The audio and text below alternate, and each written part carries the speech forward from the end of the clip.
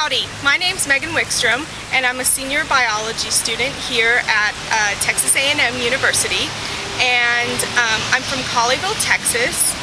I also am aspiring to go to medical school probably in the year 2008, and I'm also doing research on protein stability. I'm here to talk to you about my undergraduate research with the Honors College, and I'd like to show you around and show you what I do.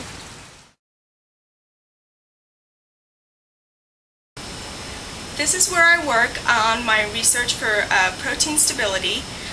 Proteins are actually made up by amino acids, which are obviously the building blocks of proteins. There can be many different kinds of residues in the protein, and we are trying to figure out the difference between the smaller proteins that are around 30 amino acids, and that's how many make up the actual protein, all the way up to around 370 amino acids. So when we look at the proteins, in the past, people have thought that this hydrophobic core is the most important thing in protein stability. A hydrophobic core is basically where the side chains of an amino acid that don't like to be around water come together in a core-like form and make the protein stable, so then they don't have to be in the water. And the amino acids that are hydrophilic, which means that they like water, are on the outside and can be around the water if they need to be.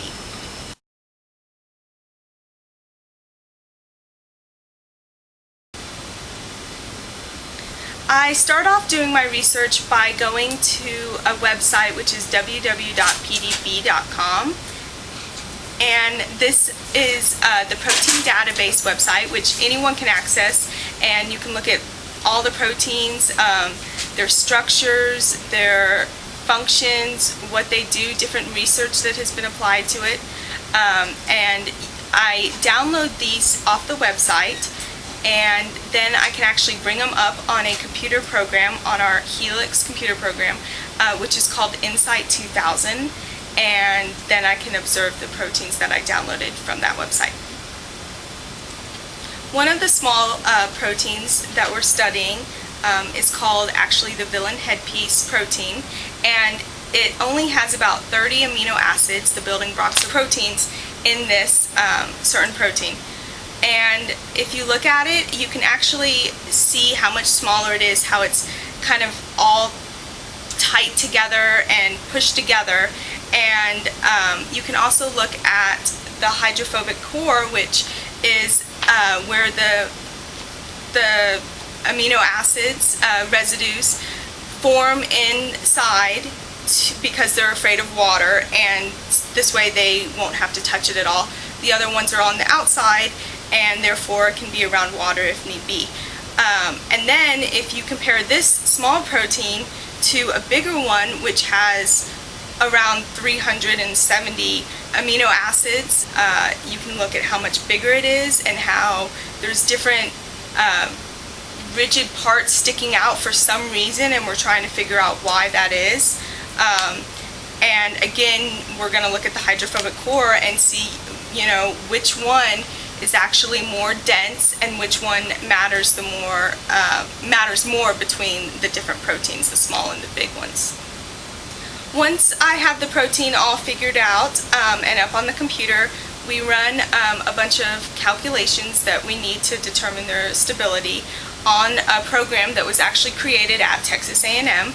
And then after that, we can print it off the computer, and it's just 50 to 100 pages of different calculations for all the different effects that affect the stability, and even more information in case we wanted to use that as well in our research. My research on protein stability is important because in our body, most things that happen are due to a certain type of protein called an enzyme. Enzymes in our body basically facilitate the chemical reactions that happen, anything from digesting food to basically everything else that can happen. And if we can look at protein stability and understand it even more, especially the bigger proteins, then we can understand why some of these enzymes don't function. It could be based on their stability is not properly functioning how it should, or it's too big and too bulky, and therefore the enzyme won't run that certain reaction, which then can lead to diseases.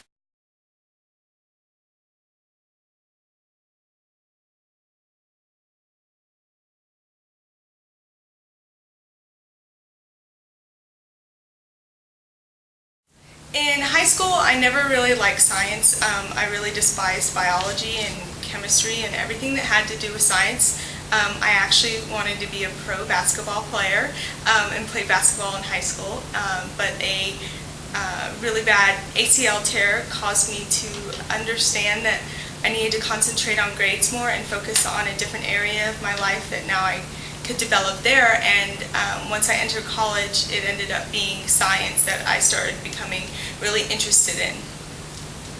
Now that I'm about to graduate college, I will have many decisions to make and many different options with my degree. I could continue on and go into medical school and become a doctor. I could also go to medical school and do research there and get a PhD. Also, I could go into the master's program here at A&M and perform more research. I could continue working with my different advisors on different types of research through their colleges. I could also become a physical therapist with my biology degree. I could become a physician's assistant. There's so many different options to do with any major, especially the science majors. I have countless opportunities ahead of me, and it makes me really happy knowing that, if my first choice doesn't happen, then, I'll have many other things to back me up.